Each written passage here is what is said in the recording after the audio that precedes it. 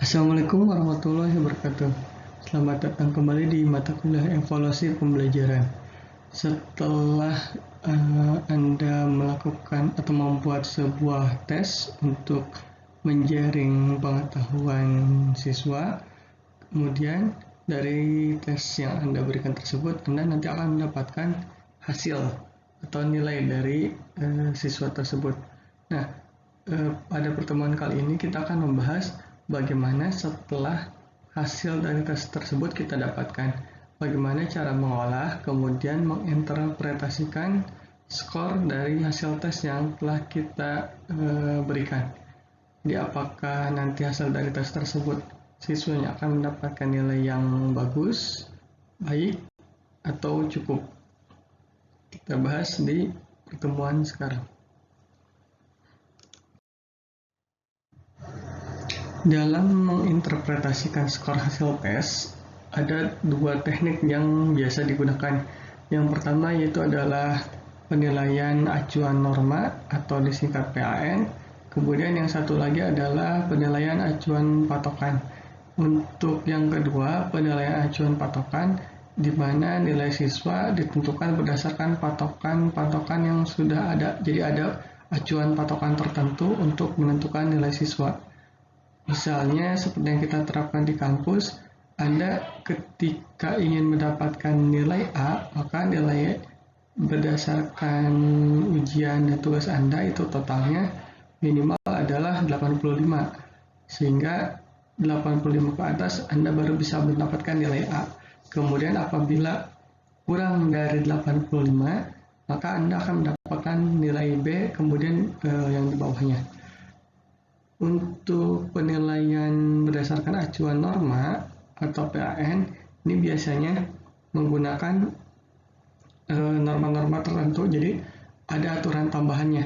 Tidak dipatok untuk A itu harus 85, melainkan dihitung berdasarkan rata-rata total dari penilaian atau nilai siswa secara keseluruhan, kemudian dicari dulu standar deviasinya berapa. Setelah itu nanti bisa kita tentukan untuk nilai A nilainya berapa, yang mendapatkan A, kemudian yang mendapatkan B berapa, dan mendapatkan C berapa. Jadi untuk yang nilai A itu tidak mesti 85 untuk PAN, bahkan bisa untuk yang nilai 70 itu sudah bisa mendapatkan A. Itu berdasarkan penilaian acuan norma. Untuk lebih lengkapnya dan bagaimana cara mengolahnya, kita bahas pada pertemuan kali ini.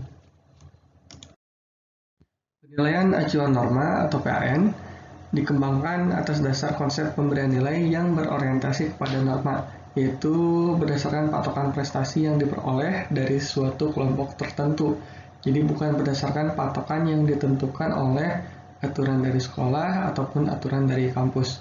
Kemudian PAN ini digunakan untuk menghasilkan indeks relatif kemampuan hasil belajar siswa dan juga bertujuan untuk membedakan tingkat kemampuan siswa atas tingkat-tingkat kemampuan lainnya dari tingkat terendah hingga tingkat tertinggi. Kemudian PAN dapat digunakan untuk yang pertama itu menentukan grade siswa atau nilai siswa dalam akhir suatu unit pembelajaran atau dalam suatu proses pembelajaran tertentu. Kemudian digunakan juga untuk seleksi. Jadi untuk menseleksi mana siswa yang memang memiliki kemampuan yang tinggi dari tingkat tinggi sampai tingkat yang terendah.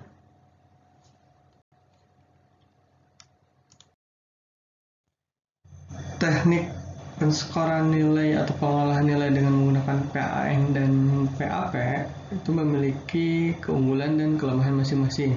Nah, kita akan bahas mengenai penggunaan penilaian acuan norma dulu. Untuk keunggulannya, PAN ini dapat mengetahui prestasi kelompok atau kelas, sehingga sekaligus dapat mengetahui keberhasilan pengajaran bagi semua siswa. Kemudian untuk kelemahannya, yaitu kurang meningkatkan kualitas hasil belajar. Kenapa kurang meningkatkan kualitas hasil belajar?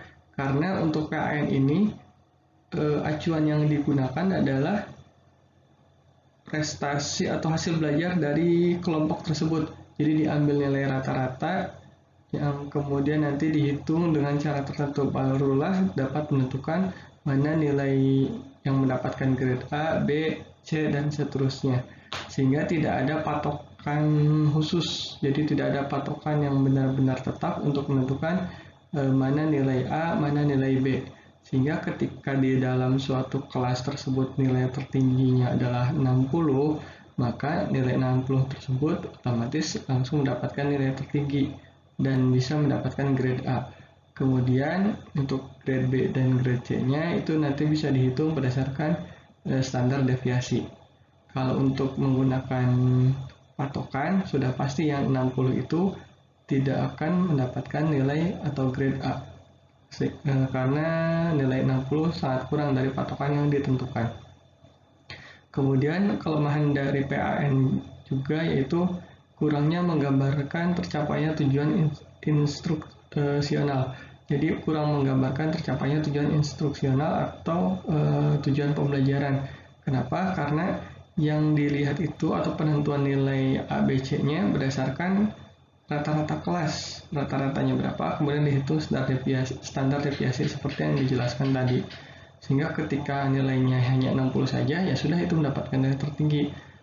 Dan itu akan sulit untuk mengukur atau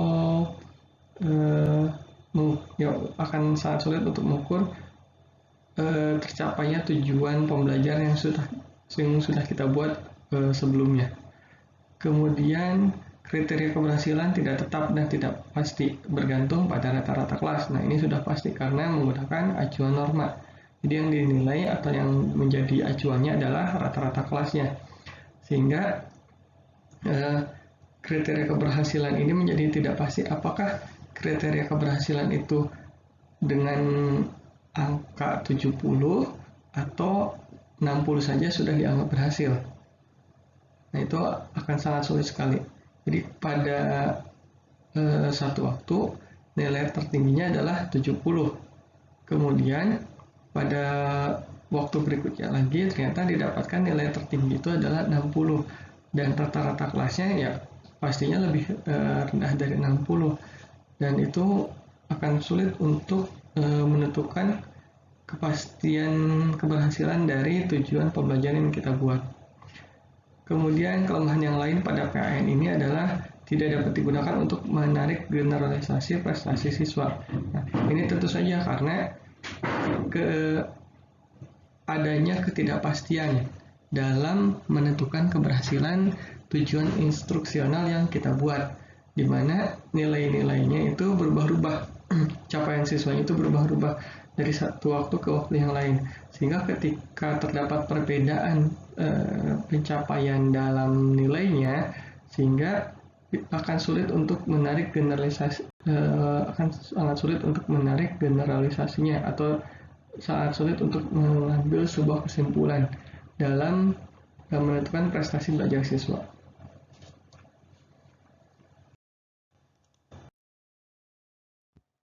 Penerapan PAN di sekolah. Untuk PAN ini bisa juga digunakan di sekolah. Nah, dasar pendekatan PAN pada penentuan nilai akhir tes pertama yaitu penetapan jumlah atau persentase peserta ujian yang akan diluluskan. Jadi dengan menggunakan PAN ini, bagaimanapun cara penyebaran skor mentah yang diperoleh, jumlah peserta tes yang diluluskan itu akan tetap. Kemudian dengan menggunakan PAN, dengan sendirinya akan membawa penetapan batas lulus. Jadi batas lulus ini tidak ditentukan di awal berapa nilai yang digunakan atau nilai yang dibutuhkan untuk lulus di dalam suatu tes. Dengan menggunakan PAN, maka penetapan batas lulus ini akan terbentuk sendirinya. Jadi tidak ditentukan di awal. Kemudian yang kedua adalah dasar pendekatan PAN pada penentuan nilai akhir tes yang kedua, yaitu penetapan batas lulus. Nah, penetapan batas lulus ini diolah dulu menggunakan statistik. Dikaitkan dengan data statistik yang diperoleh dari penyebaran skor berdasarkan skor mentah. Jadi dikaitkan dengan data statistik yang diperoleh dari penyebaran skor mentah, di mana berdasarkan skor rata-ratanya, kemudian juga berdasarkan standar deviasi atau simpangan baku. Kemudian nilai akhir akan ditentukan berdasarkan penyimpangan skor mentah atau standar deviasi terhadap skor rata-rata. Jadi nilai akhir itu ditentukannya berdasarkan apa? Berdasarkan standar deviasi terhadap skor rata-rata yang nantinya didapatkan setelah tes dilakukan dan mendapatkan skor yang berdasarkan hasil tes yang dilakukan tersebut.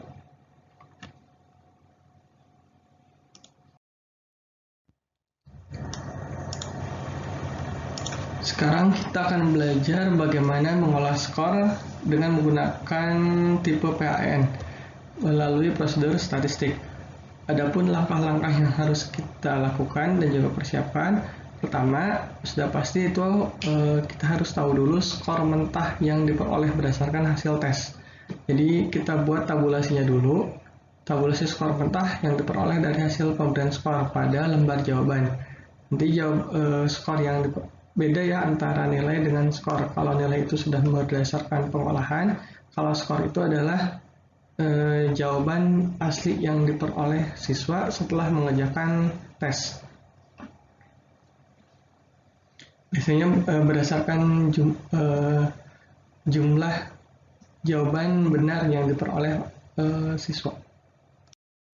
Yang kedua, setelah kita membuat tabulasi skor mentah, kita buat dulu rata-ratanya. Kita hitung dulu rata-rata skor. Nah, untuk menghitung rata-rata skor ini, kita bisa menghitung skor rata-rata dari data yang tidak dikelompokkan maupun dari data yang sudah dikelompokkan.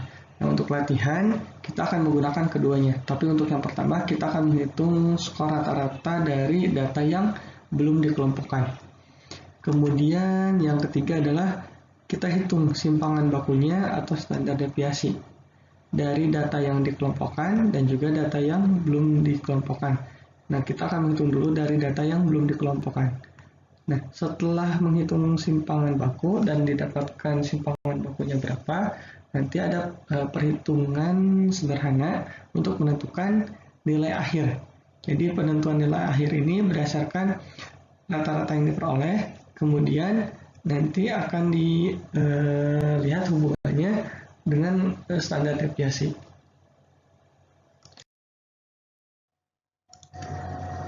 Untuk yang pertama, kita lihat di sini ada contoh untuk skor.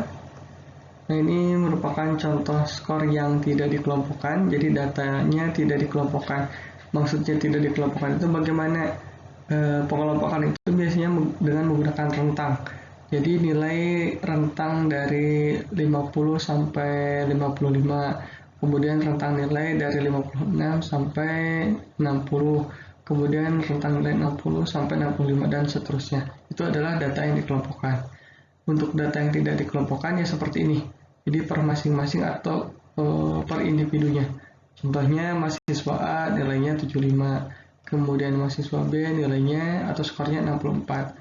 Kemudian mahasiswa di sini mahasiswa N skornya adalah 64. Mahasiswa U skornya 58 dan seterusnya.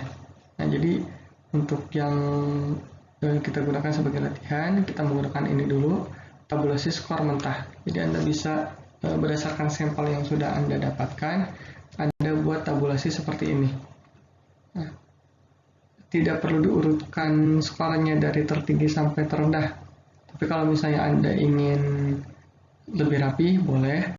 Tapi kalau misalnya tidak, ya tidak apa-apa. Boleh dikelompokkan berdasarkan nama mahasiswa sesuai abjad saja. Untuk langkah yang pertama, ini cukup mudah, yaitu hanya mencari rata-rata dari data yang sudah kita dapatkan. Jadi yang kedua ini menghitung min atau rata untuk data yang tidak dikelompokkan. Nah, supaya lebih mudah, Anda bisa bekerja dengan menggunakan Excel atau menggunakan tabel. Jadi Microsoft Excel, kalau misalnya kita kan umumnya menggunakan Microsoft Excel. Jadi datanya kita masukkan, kemudian nanti tinggal dihitung saja, dicari rata-ratanya. Kalau ini kan, kalau untuk menghitung rata-rata cukup mudah ya. Kita jumlahkan semua data yang ada, dapat total skornya yaitu 1494. Kemudian siswa yang menjadi sampel kita itu jumlahnya adalah 24, sehingga kita bagi total skor yang didapatkan. Jadi sigma XI itu untuk XI itu adalah skor masing-masing peserta. Jadi total dari skor masing-masing peserta dibagi dengan jumlah peserta tes. Dan didapatkan total atau sigma dari skor masing-masing peserta tes adalah 1494. Kemudian jumlah peserta tes yang mengikuti adalah 24. Nah, tinggal dibagi saja sehingga didapatkan nilai atau rata-ratanya adalah 62,25. Nah, ini kita simpan dulu datanya untuk kita olah kemudian. Setelah mencari rata-rata nilai secara keseluruhan tadi, yang datanya sudah kita simpan, selanjutnya kita mencari nilai simpangan baku atau standar deviasi dari data yang kita dapatkan tadi. Nah, untuk menghitung simpangan baku pada data yang tidak dikelompokkan, kita menggunakan rumus seperti ini atau persamaan seperti ini, yaitu akar dari sigma XI kuadrat dibagi dengan jumlah sampel, kemudian dikurangi dengan sigma XI kuadrat, nanti hasilnya dikuadratkan, kemudian dibagi dengan jumlah sampel. Nah, ini untuk keterangannya standar deviasi. SD itu untuk standar deviasi, XI itu adalah skor ke I, skor ke 1 berapa, skor ke sekian berapa. Kemudian sigma XI merupakan penjumlahan dari seluruh skor peserta. Itu setelah masing-masing skor dikuadratkan kemudian dijumlahkan seluruhnya. Jadi untuk yang ini adalah untuk yang sigma XI kuadrat ini, nah ini yang ditunjukkan, yang saya tunjukkan seperti ini.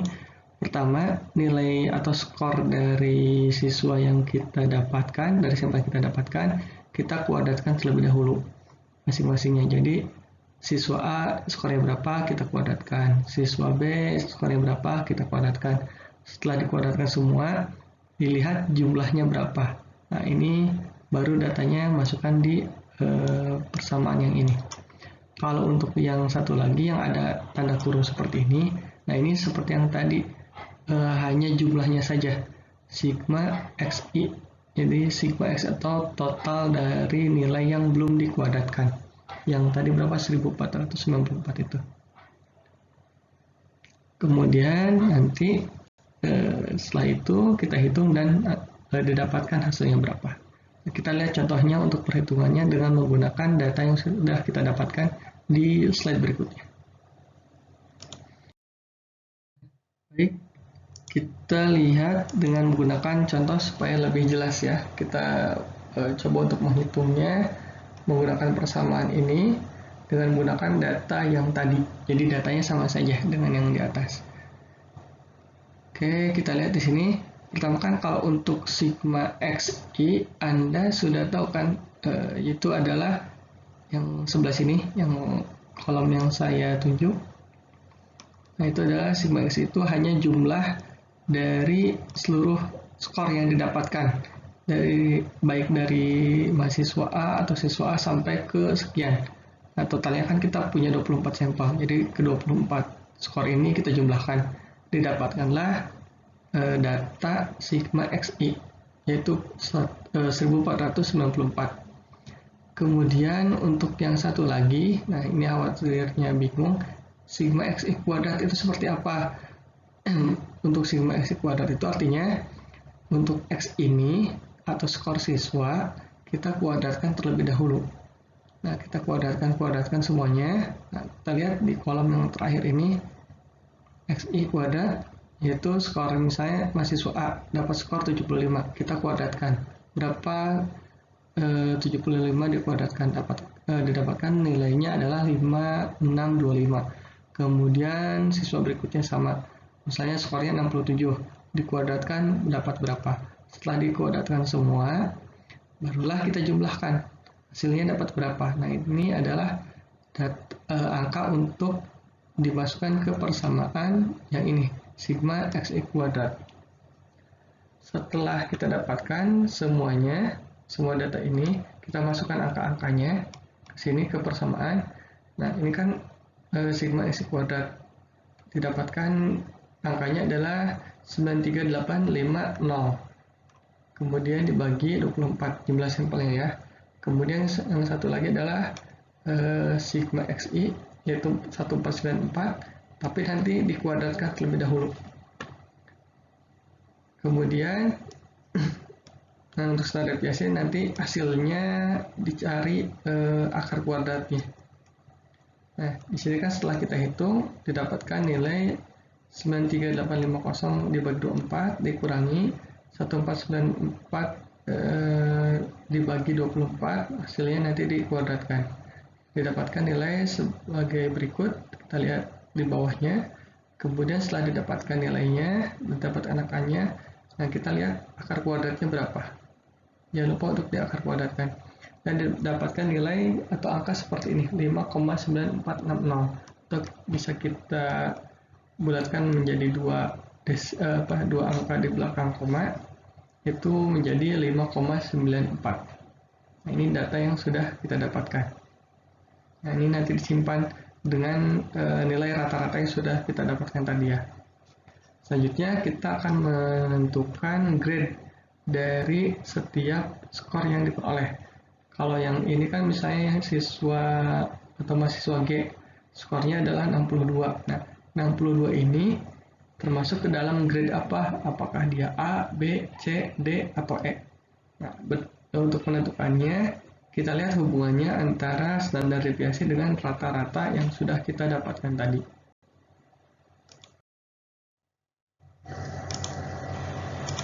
Untuk menentukan nilai akhir pada data yang tidak dikelompokkan, kita melihat hubungannya dari rata-rata nilai yang kita peroleh dengan standar deviasi atau simpangan baku yang sudah kita hitung tadi. Nah, sehingga bisa kita tentukan apakah siswa tersebut mendapatkan nilai A, B, C, D, atau E. Untuk perhitungannya tidak terlalu sulit. Untuk yang nilai A ini cukup mudah. Jadi nilai A itu jika seseorang atau siswa tersebut mendapatkan nilai ketika nilainya itu sama dengan atau lebih besar dari rata-rata ditambah 2 kali simpangan baku.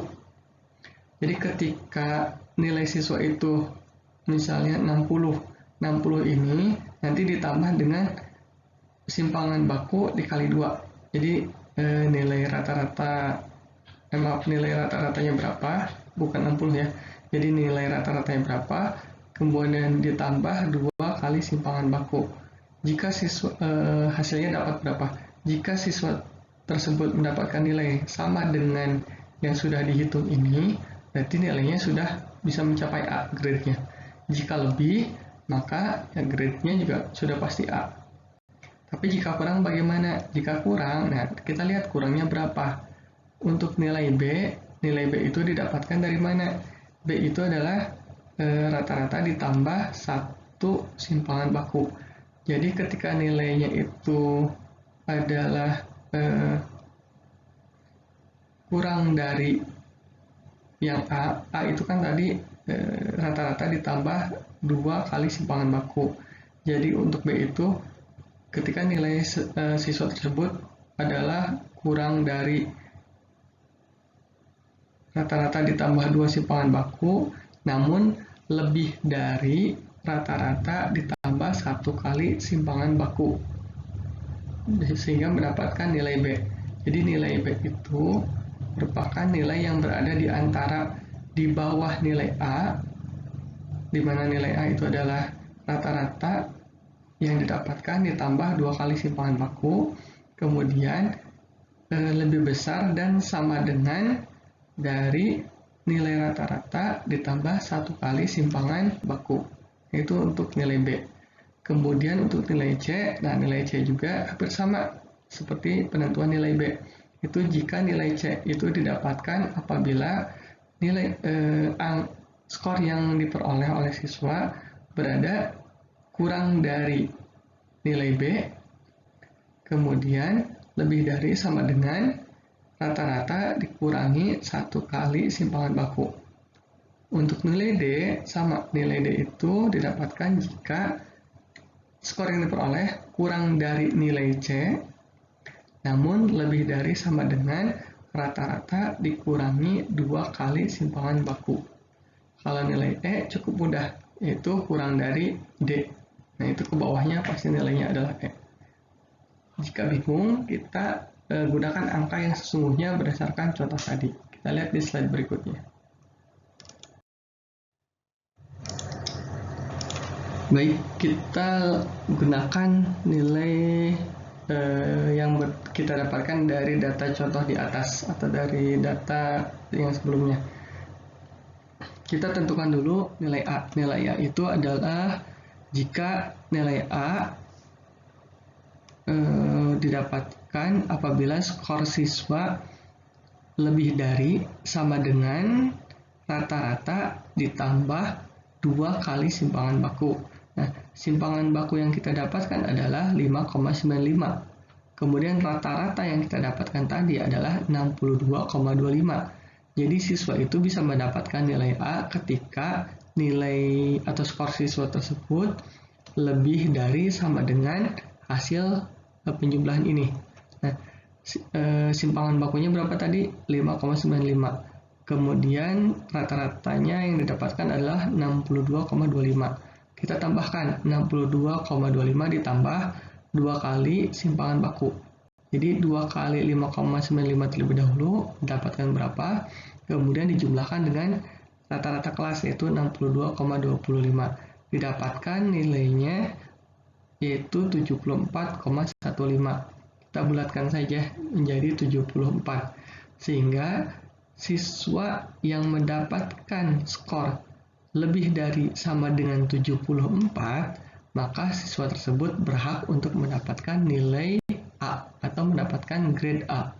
Jadi A itu didapatkan jika skornya itu adalah lebih dari atau sama dengan 74. Jika nilainya pas 74, ya tetap A. Jika lebih, maka mendapatkan A juga. Bagaimana jika kurang? Nah, kurangnya berapa? Kita lihat dulu. Untuk nilai B ini berarti kan di bawahnya nilai A. Jadi B ini, perhatikan yang dilingkari ya.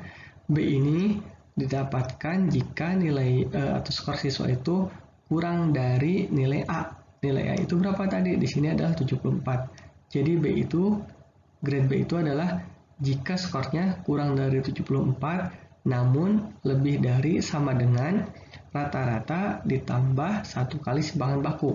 Nah, rata-rata tadi berapa? 62,25. Simpangan bakunya 5,95. Kita jumlahkan 62,25 tambah 5,95 didapatkan 68,20. Kita bulatkan saja menjadi 68.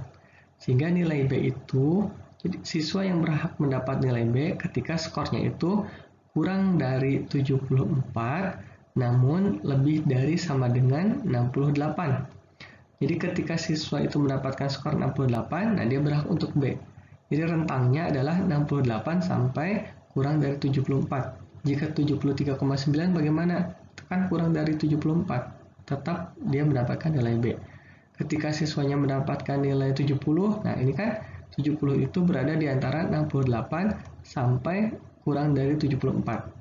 Jadi masih termasuk dalam rentang nilai B. Mau dia 69, 70, 71, 72, sampai 73,9. Itu untuk nilai B. Untuk nilai C-nya bagaimana? Nah, yang C-nya berarti siswa tersebut mendapatkan nilai kurang dari B. Jadi kurang dari 68, namun lebih dari sama dengan rata-rata dikurangi 1 kali simpangan baku. Rata-ratanya tadi berapa? 62,25. Dikurangi dengan nilai simpangan baku 5,95. 62,25 kurangi 5,95 didapatkan angka 56,30. Kita bulatkan menjadi 56. Jadi nilai C itu baru bisa diraih oleh siswa ketika nilai siswa itu kurang dari 68 namun lebih dari sama dengan 56. Jadi ketika siswa mendapatkan nilai 56, 57, 58, 59 sampai 67,9 itu akan mendapatkan nilai C. Kemudian untuk nilai D bagaimana? Nilai D itu ketika nilai D skor siswa itu kurang dari 56 ya, yang didapatkan berdasarkan pengolahan nilai C tadi, kurang dari 56, kemudian lebih dari rata-rata kelas dikurangi 2 kali simpangan baku. Kita lihat, kita hitung dulu di sini. Rata-rata dikurangi 2 kali simpangan baku. Rata-ratanya 62,25. Kemudian 2 kali simpangan baku berapa? Sehingga didapatkan hasilnya adalah 50,35. Kita bulatkan menjadi 50. Sehingga didapatkan nilai D itu ketika siswa mendapatkan skor kurang dari 56, namun lebih dari sama dengan 50. Nah, sehingga ketika siswa tersebut mendapatkan nilai 50, 51, 52, 53, sampai 55, nah itu skornya adalah D. Untuk E bagaimana? Untuk E ya tidak usah dihitung. Yang pasti E itu adalah kurang dari D, kurang dari 50. Ya 50 ke bawah sampai 0 itu mendapatkan nilai E. Sampai sini bisa dipahami kan? Supaya lebih paham, nanti Anda bisa hitung sendiri dengan menggunakan data yang sudah Anda peroleh. Untuk aplikasinya atau untuk penerapannya, berdasarkan skor yang kita dapatkan tadi di awal, nah kita tentukan nilai akhirnya atau grade-nya. Siapa yang mendapatkan nilai A, siapa yang mendapatkan nilai B, dan siapa yang mendapatkan nilai C. Berdasarkan kriteria yang kita dapatkan berdasarkan kriteria yang kita hitung tadi. Itu nilai A-nya berapa, nilai B-nya berapa, nilai C-nya berapa. Nah, nanti bisa Anda coba sendiri berdasarkan data yang Anda peroleh. Contohnya kan seperti ini, ketika siswanya mendapatkan nilai 45, sudah pasti dia mendapatkan skor atau nilai akhirnya adalah E. Kemudian untuk yang 58, ini kan skornya adalah C, berdasarkan data yang kita dapatkan tadi. Dan ternyata hasil dari perhitungan menggunakan acuan norma yang mendapatkan A itu ketika nilainya 74 ke atas. Di sini yang mendapatkan nilai 74 ke atas hanya satu, itu siswa A, di mana skornya adalah 75. Ini adalah skornya. Nanti Anda coba sendiri dengan menggunakan data yang sudah ada ya.